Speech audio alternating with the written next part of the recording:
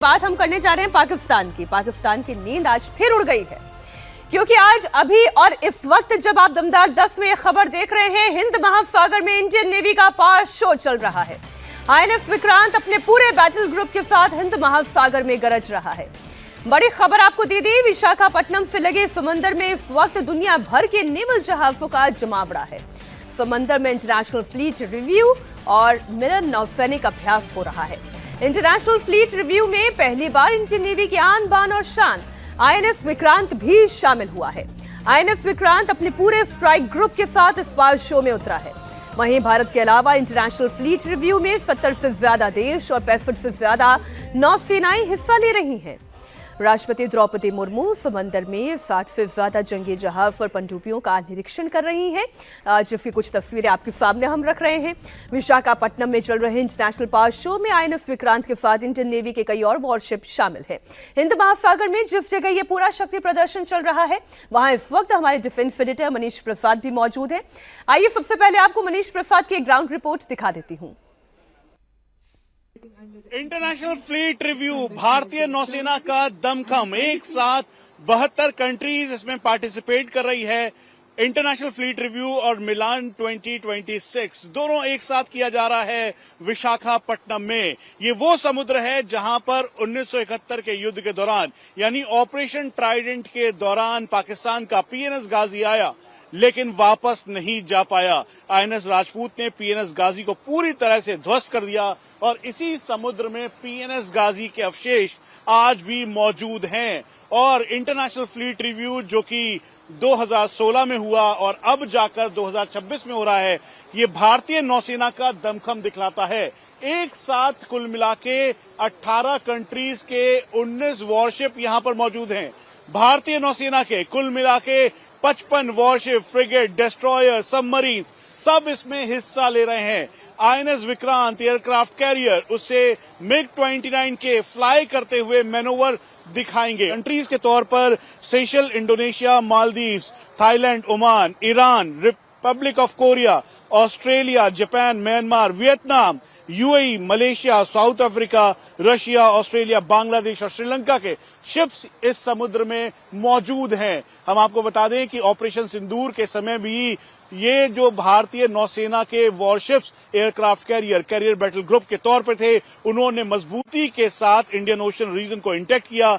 और जब पाकिस्तान के ठीक सामने वो खड़े हुए तो पाकिस्तान सीधा सीज फायर के लिए मजबूर हो गया और इसीलिए उसने कहा कि वो इस पे बातचीत करना चाहता है। और ठीक उसके बाद इंटरनेशनल फ्लीट रिव्यू अब हो रहा है, जहां पे सुप्रीम कमांडर रिव्यू करेंगी। तो उसके साथ साथ इस चारों तरफ जो शिप्स हैं, friendly countries, like minded countries, उसके अलावा ये भारतीय नौसेना के वो मजबूत युद्धपोत हैं जो कि आत्मनिर्भरता का प्रतीक है, जिन्हें देश में तैयार किया जा रहा है। और इसमें डिस्ट्रॉयर, फ्रिगेट्स भी मौजूद हैं। हम आपको ये भी बता दें कि अलग अलग जगहों पर इनको डिप्लॉय किया गया है। इस समय करीबन 12 से 14 ऐसे वॉरशिप्स हैं भारत के, जो कि देश के ही नहीं बल्कि विश्व के अलग अलग कोनों पर हैं। चाहे वो एंटी पायरेसी ऑपरेशन ओमान के साथ किया जा रहा हो, या फिर उसके अलावा एंटी ड्रग ऑपरेशन, या देश के हितों को बिल्कुल सही रखना और उसके साथ साथ जो फ्रेंडली फॉरेन कंट्रीज हैं उनके साथ ज्वाइंट एक्सरसाइज। तो ये भारतीय नौसेना का दमखम है। ऑपरेशन सिंदूर के दौरान भारतीय नौसेना के लॉयटरिंग म्यूनिशंस ने पाकिस्तान के आतंकी अड्डों के साथ उनको पूरी मदद पहुंचाने वाले जो एरिया से उनको ध्वस्त किया था। और भारतीय नौसेना जब कराची के करीबन 60 से 70 नॉटिकल माइल्स पीछे अपने पूरे कैरियर बैटल ग्रुप के साथ तैनात थी, जिसमें कलवरी क्लास सबमरीन भी था, तो पाकिस्तान पूरी तरह से डरा और सहमा हुआ था। और इस समुद्र में जहां पीएनएस गाजी के अवशेष आज भी दिखते हैं, ये पूरा वॉरशिप का बेड़ा है जो कि अब प्रेसिडेंट के द्वारा रिव्यू किया जा रहा है, सुप्रीम कमांडर के द्वारा रिव्यू किया जा रहा है। मनीष प्रसाद हमारे डिफेंस एडिटर इस वक्त वाईफैक्स से लाइव जुड़े हुए हैं। अब देखें, आप बार बार जो है वो गाजी वाले जख्म पाकिस्तान के कुरेदते हैं, फिर आप ऑपरेशन सिंदूर की बात कर देते हैं। मैंने तो आज शुरुआत ही यहीं से की कि पाकिस्तान की फिर से नींद उड़ाने के लिए हम एक और डिफेंस ड्रिल कर रहे हैं, एक्सरसाइज कर रहे हैं। जरा तस्वीरें वहां की दिखाएं मनीष। मीनाक्षी, ये इंटरनेशनल फ्लीट रिव्यू भारतीय नौसेना का दमखम तो दिखाता ही है, साथ में ऑपरेशनल कैपेबिलिटी के साथ आत्मनिर्भरता वाली ताकत का ये प्रतीक है। और यही वजह है कि लाइक माइंडेड कंट्रीज के साथ ये जो पूरा इंटरनेशनल फ्लीट रिव्यू है, इसको रिव्यू करने के लिए प्रेसिडेंट खुद यहाँ पर मौजूद हैं। INS उमेदा ठीक आगे चल रहा है और यहाँ पर वो सारे शिप्स हैं भारतीय नौसेना के, जिसमें फ्रिगेट्स, डेस्ट्रॉयर्स अलग अलग लेवल के, उसके अलावा सबमरीन, INS विक्रांत शामिल है। जो आप सामने देख रहे हैं, दरअसल उसके जरिए ये बहुत ही क्लियर है कि भारतीय नौसेना इंडियन ओशन रीजन को डोमिनेट करती ही है, साथ में जो अलग अलग एरियाज हैं जहां पर वो लाइक माइंडेड कंट्रीज के साथ यानी फ्रेंडली कंट्रीज के साथ वो इस समय जो एक्सरसाइज कर रहे हैं। वही दूसरी तरफ आप देखिए, यहां पर जैसे ही INS उमेदा यानी प्रेसिडेंट का यॉट आगे बढ़ा तो उसके तुरंत बाद उसी को सैल्यूट करते हुए यहां पर जो शिप्स हैं, जो अलग अलग कंट्रीज के शिप्स हैं, वो यहां पर दिखाई दे रहे हैं और उसके जरिए ये प्रेसिडेंट को सैल्यूट करते हुए दिखाई दे रहा है। और ये तस्वीर इस समय हम INS सावित्री पे मौजूद हैं और यहां से हम आपको सीधा वो तस्वीरें दिखा रहे हैं। ये देखिए, ठीक सामने यहां पर जैसे ही INS उमेदा जो कि प्रेसिडेंट यॉट है वो आगे निकला, उसके तुरंत बाद ही यहां पर प्रेसिडेंट को सैल्यूट करते हुए ये शिप्स दिखाई दे रहे हैं। इसमें कुल मिला के जो 18 कंट्रीज हैं, उनके 19 वॉरशिप्स भी इसमें मौजूद हैं। और ये जो आप देख रहे हैं अपने कैप को हवा में लहराते हुए, दरअसल ये प्रेसिडेंट को सैल्यूट किया जा रहा है प्रेसिडेंट डायस के ठीक सामने। हम इस समय INS सावित्री में मौजूद हैं। ये ऑफशोर पेट्रोल वेसल है, इसका काम है जो अलग अलग जगहों पर पेट्रोल करना, उसके अलावा HADR हो, यानी अगर कहीं पे भी कोई आपदा या विपदा है तो उसमें बढ़ चढ़ कर हिस्सा मनीष, लेना। आपका बहुत शुक्रिया and you are really fortunate enough. आप बड़े सौभाग्यशाली हैं कि जिस गर्व की अनुभूति यहाँ हम स्क्रीन के जरिए कर रहे हैं, हमारे दर्शक स्क्रीन के जरिए कर रहे हैं, आप उस गर्व की अनुभूति वहीं पर समुद्र की लहरों में रहते हुए कर रहे हैं। बहुत शुक्रिया मनीष आपका इस पूरी जानकारी के लिए। तो समंदर में आपने भारत का जय हो देखा और अब तो फ्रांस के राष्ट्रपति भी जय हो कर रहे हैं। जी हां, हम बात कर रहे हैं भारत और फ्रांस के बीच मजबूत होते हुए रिश्तों की। क्या भारत के लिए नया रूस बनने जा रहा है फ्रांस? क्या डिफेंस के मामले में फ्रांस भारत का सबसे बड़ा पार्टनर बनने जा रहा है? क्या मोदी की कार डिप्लोमेसी असर दिखा रही है? फ्रांस के राष्ट्रपति इमैनुअल मैक्रो इस वक्त भारत के दौरे पर हैं। राष्ट्रपति मैक्रो दिल्ली में चल रही AI इम्पैक्ट समिट में भी शामिल होंगे। इससे पहले कल प्रधानमंत्री मोदी और मैक्रो के बीच मुंबई में द्विपक्षीय बातचीत हुई, जिसमें Rafale fighter jet, hammer missile से लेकर कई अहम डील सील हुई। भारत और फ्रांस मिलकर एक ऐसा हेलीकॉप्टर बनाएंगे जो दुनिया में सबसे ज्यादा ऊंचाई तक उड़ान भर सकता है। मोदी और मैक्रो ने भारत में H-125 लाइट यूटिलिटी हेलीकॉप्टर की फाइनल असेंबली फैक्ट्री का उद्घाटन किया। इसके अलावा राफेल में लगने वाले A2 सरफेस हैमर मिसाइल का प्रोडक्शन भी भारत और फ्रांस मिलकर करेंगे। यानी मोदी और मैक्रो ने दोनों देशों की स्ट्रैटेजिक पार्टनरशिप को अपग्रेड करके स्पेशल ग्लोबल स्ट्रैटेजिक पार्टनरशिप बनाने का फैसला किया है। भारत और फ्रांस के संबंध बहुत ही विशेष है। फ्रांस भारत के सबसे पुराने स्ट्रैटेजिक पार्टनर्स में से एक है और प्रेसिडेंट मैक्रो के साथ मिलकर हमने इस स्ट्रैटेजिक पार्टनरशिप को अभूतपूर्व गहराई और ऊर्जा दी है। इस विश्वास और साझा विजन के आधार पर आज हम अपने संबंधों को स्पेशल ग्लोबल स्ट्रैटेजिक पार्टनरशिप के रूप में स्थापित कर रहे हैं। यह पार्टनरशिप केवल स्ट्रैटेजिक नहीं है।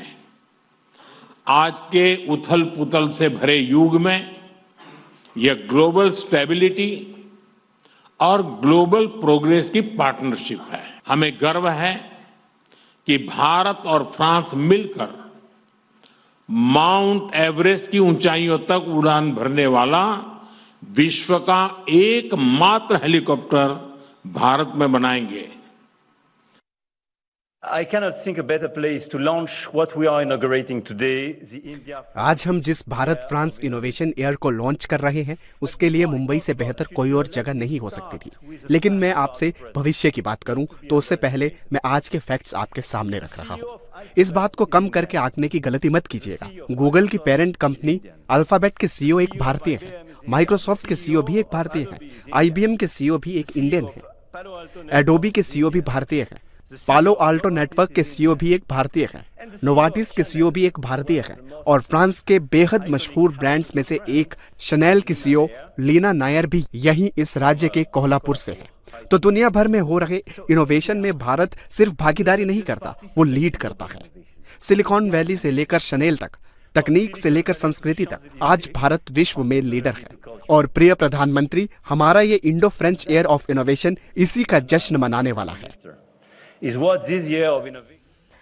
इसी के एक्सटेंशन में जब मैंने पूरा ये बयान सुना जी तो उन्होंने आखिर में जय हो भी किया और ये बताता है कि वो कितनी ज्यादा मजबूती से भारत के साथ वो कनेक्ट बनाना चाहते हैं। चीन के लिए, रशिया के लिए, अमेरिका के लिए भी और पूरे यूरोप के लिए भी ये डील, इस पर तो सभी की नजरें होंगी। नहीं है, नजरें हैं हम, लेकिन हम किसी के साथ कंपटीशन नहीं कर रहा है। भारत जो अपनी विविधता ला रहा है अपने डिफेंस एक्विजिशन में, और यूरोप में भी एक कॉन्सेप्ट नया आया है। जैसे हम लोग पहले मल्टी अलाइनमेंट की बात की भारत ने, फिर मल्टीपल यूरोप की बात हुई। यूरोप एज अ होल हम लोगों ने यूरोपीय यूनियन के साथ कर लिया, अब मल्टीपल यूरोप। अब उस मल्टीपल यूरोप में हर कंट्री के साथ हमारे जो डील हो रहे हैं, जो सौदे हो रहे हैं, वो अपनी जगह है। रूस अपनी जगह रहेगा। रूस की तरह फ्रांस भी एक भरोसेमंद हम लोगों का स्ट्रेटेजिक पार्टनर होगा। देखिए अभी भी 1/3 डिफेंस इक्विपमेंट और हम लोग रूस से ले ही रहे हैं। सुखोई 30 हमारे पास है, T-90 उसके टैंक्स हमारे पास हैं, और उसके जो कलपुर्जे हैं, आर्म्स एंड एम्यूनिशन, वो देता ही है। लेकिन अभी यूक्रेन वार की वजह से वहां अपने प्रोडक्शन प्रभावित हुआ है, वहां से डिले होने लगी हैं चीजें हम लोग को आपूर्ति होने में, तो वो चलता रहेगा, एक अपनी जगह रहेगा। लेकिन फ्रांस के साथ एक नए सिरे से हम लोग का जो डेवलप हो रहा है, लगभग 1/3 फ्रांस के साथ भी हो जाएगा। और फ्रांस सबसे भरोसेमंद इसलिए है, ग्लोबल स्ट्रेटेजिक पार्टनरशिप को स्पेशल मैंने अपग्रेड इसलिए किया गया है क्योंकि फ्रांस हम लोग को टेक्नोलॉजी ट्रांसफर करने में देरी नहीं करता है। वो कहता, उन्होंने कल कहा मैक्रो ने कि हमको यकीन है भारत पर, इसलिए हम टेक्नोलॉजी ट्रांसफर करते हैं। तो हम टेक्नोलॉजी ट्रांसफर करेंगे, हम राफेल उसके साथ भारत में बनाएंगे, हम एयरबस के साथ ऑलरेडी टाटा का एक एग्रीमेंट है, हम लोग बना रहे हैं। तो ये भारत के लिए एक अच्छी बात है कि हमको प्रोडक्शन का लाइसेंस मिले, टेक्नोलॉजी ट्रांसफर हो, ताकि हम उस मामले में आत्मनिर्भर हों। लेकिन एक ये जो तस्वीर मैं देख रही हूँ अवधेश जी, और जिस तरीके से मैंने इमैनुअल मैक्रो की इस पूरी विजिट को अभी तक फ्रेम टू फ्रेम देखा है, ये कंफर्ट, ये स्टाइल ऑफ डीलिंग, ये डिप्लोमेसी, प्रधानमंत्री मोदी ने एक अलग ही मानक स्थापित किए हैं। देखिए, जब देश की आज के समय एक ब्रांडिंग का समय होता है, भारत के बारे में जो एक ब्रांडिंग थी कि 15 अगस्त 1947 के बाद एक भारत खड़ा हुआ है, था ही नहीं। नरेंद्र मोदी ने उस ब्रांडिंग को पहले चेंज किया कि भारत एक प्राचीन सभ्यताओं का देश है। और ये पहली बार नहीं है, इवन जब वो प्राइम मिनिस्टर बने 2016 में, आपको याद होगा, जब पृथ्वी समिट वहां हो रहा था पेरिस में, तो वहीं से इन्हीं के साथ मिलकर इंटरनेशनल सोलर अलायंस की शुरुआत की, पहला, जो आज 102 देश उसके साथ हैं। अब इसको, भारत को उस रूप में देखिए कि कैसे भारत की ब्रांडिंग हुई। इस समय अमेरिका के राष्ट्रपति अगर किसी पर सबसे ज्यादा अटैक कर रहे हैं पर्सनली, तो वो कौन है दुनिया में नेता? वो मैक्रो है। अमेरिका के साथ हमारा डील हो रहा है और वो बदल भी रहे हैं। आज कहें कृषि, कल हटा लेते हैं, दाल लिखते हैं फिर हटा देते हैं, वो कर रहे हैं। और हमने मैक्रो को बुलाया, उसके 114 का डील किया है कि भाई 18 आप हमको दे दीजिए, 96 हम मिलकर यहां बनाएंगे। स्कॉर्पियन पनडुब्बी वो कर रहे हैं, बाकी सारा कुछ कर रहे हैं। इस समय 75 देश, आप सोचो ना, 65 वायुसेना का फ्लीट हमारे सामने है। हिंद महासागर का पावरफुल देश कौन है? और इसके खत्म होते ही, ये यही नहीं खत्म हो रहा है, इसके खत्म होते ही एक दूसरा अभ्यास शुरू हो रहा है वहां जी, ये खत्म हो रहा है। तो इतने देश हमारे साथ, 13 देशों के राष्ट्राध्यक्ष, 45 देश एआई समिट में भाग ले रहे हैं। इधर फ्रांस के साथ हो रहा है, अमेरिका के साथ डील हो रहा है, रूस के साथ हमने संबंध बनाए रखा है। आपने अमेरिका तो सबको मिला के देखना पड़ेगा कि भारत इस समय कहां खड़ा होने जा रहा है। आपने अमेरिका की बात कर दी, तो एक तस्वीर मैं आपके सामने और रखना चाहती हूं। ट्रंप के साथ डील के बाद अमेरिका के राजदूत सर्जियो गौर भारत आए और भारतीय रंग में रंग गए। सर्जियो गौर बीजेपी सांसद तेजस्वी सूर्या के साथ बेंगलुरु की सड़कों पर ऑटो रिक्शा की सवारी करते हुए नजर आए। ये पहले भी हो सकता था, लेकिन ये अब हो रहा है। ये नए दौर का भारत है, ये नए दौर की तस्वीर है। ये देखिए, साउथ इंडियन थाली नहीं कहूंगी, ये केले के पत्ते पर चूंकि खाना परोसा गया है, तो यहाँ की संस्कृति को उन्होंने समझने की कोशिश की है। और किसी भी देश के बीच की इंटीमेसी तभी बढ़ सकती है जब उसकी डिप्लोमेसी में वो इंटीमेसी दिखाई देती है। मैं जरा एक तस्वीर और आपके सामने रख देती हूँ, और तेजस्वी सूर्या कैसे खुश हो रहे हैं ये ऑटो रिक्शा की सवारी करवा के सर्जियो गौर को, वो भी आप देखें। best city, India's most happening city. And thank you so much what you're doing for the US-India relationship. I got the most incredible host right here. Going to Bengaluru for the first time.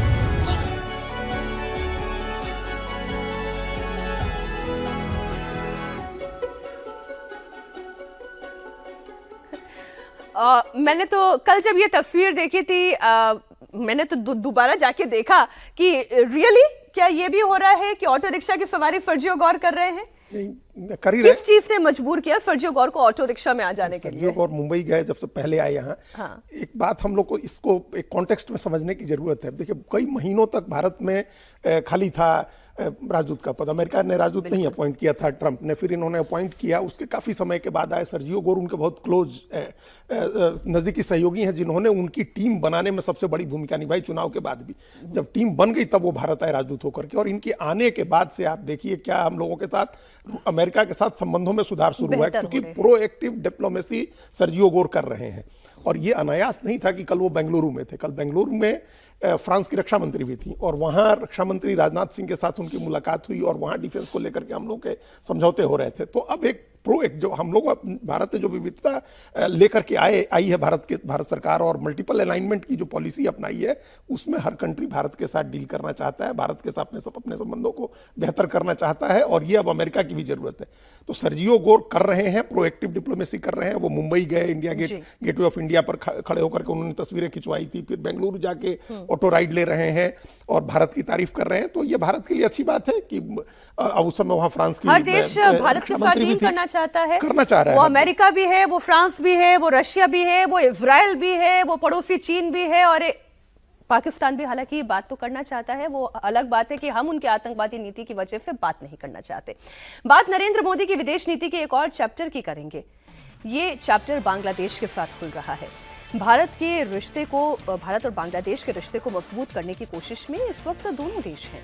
Modi ने बांग्लादेश के नए प्रधानमंत्री तारिक रहमान को भारत आने का न्योता दिया है। मोदी की चिट्ठी लेकर खुद लोकसभा स्पीकर ओम बिरला ढाका पहुंचे थे। दरअसल कल तारिक रहमान ने ढाका में प्रधानमंत्री पद की शपथ ली, जिसमें ओम बिरला शामिल हुए, और उन्होंने अपने हाथ से तारिक रहमान को पीएम मोदी का लिखा हुआ लेटर सौंपा। इसमें लिखा हुआ था कि मैं इस मौके पर आपको डॉक्टर जुबैदा रहमान और आपकी बेटी जयमा के साथ आपसी सहमति से तय समय पर भारत आने का न्योता देता हूँ। भारत में आपका गर्मजोशी के साथ स्वागत करने के लिए वो तत्पर है। लेटर बहुत बड़ा था, लेकिन जो आप इसका सार समझने की कोशिश करेंगे कि हम एक स्टेबिलिटी चाहते हैं, स्थायित्व चाहते हैं, हम अच्छे संबंध चाहते हैं बांग्लादेश के साथ। मोदी इधर तारिक रहमान को भारत आने का न्योता दे रहे हैं, तो इधर विदेश सचिव विक्रम मिस्री ने बांग्लादेश के जमात इस्लामी के अमीर शफीकुर रहमान से मुलाकात की, और उस मुलाकात की तस्वीर भी हम आपको दिखा रहे हैं। तो ये होता है एक अच्छी डिप्लोमेटिक पहल जो हम इस तस्वीर में देख रहे हैं। अवधेश जी, ये कितना जरूरी है? देखिए, यही होता है कि समय पर कदम उठाना विदेश नीति में आपके मतलब पोस्चर का, आपके समय पर वक्तव्य का उसका होता है कि उस समय प्रधानमंत्री चूंकि मैक्रो के साथ थे, उन्होंने बुलाया था तो लोकसभा अध्यक्ष को भेजा। लोकसभा अध्यक्ष का भी हमारे यहाँ वैसे तो विदेश नीति बाकी में लेकिन एक बड़ा पद माना जाता है लोकसभा अध्यक्ष, जो कि संवैधानिक रूप से सांसदों का प्रतिनिधित्व तो संवैधानिक रूप से है। अब भेजा, उसके साथ पत्र दे ही दिया कि आप आइए, पहले उनके साथ साथ बेटी पत्नी सबको बुलाना। कि डिप्लोमेसी का मतलब एक शुष्क डिप्लोमेसी नहीं, औपचारिक रूप से कि भारत और बांग्लादेश के एक पारिवारिक संबंध जैसे हैं उसको हमको बनाए रखना है। और जो विपक्ष के नेता है, मालूम है कि इस समय जो जमाते इस्लामी के नेता हैं उनके पाकिस्तान से भी संबंध है और भारत से भी उनके संबंध है। भारत में भी मुसलमानों का बड़ा ग्रुप है जिनके साथ उनके संबंध है, और वहां की पॉलिसी में इतिहास में सबसे ज्यादा सीटें उनकी पार्टी जीती है, 68-69 सीटें जीती है, तो उनकी एक भूमिका है। तो हमने एक इंटीग्रल अप्रोच अभी वहां के बारे में दिखाया है, लेकिन इसको कतई ये ना माना जाए कि हम अवामी लीग को भूल गए हैं। इस समय की स्थिति, इस समय क्योंकि उनको पर कोई समझौता नहीं है कि वो हमारे देश में ही रहेगी। जो उनको यहाँ से शेख हसीना हमारे देश में रहने वाली है, वो भी हमारे साथ है।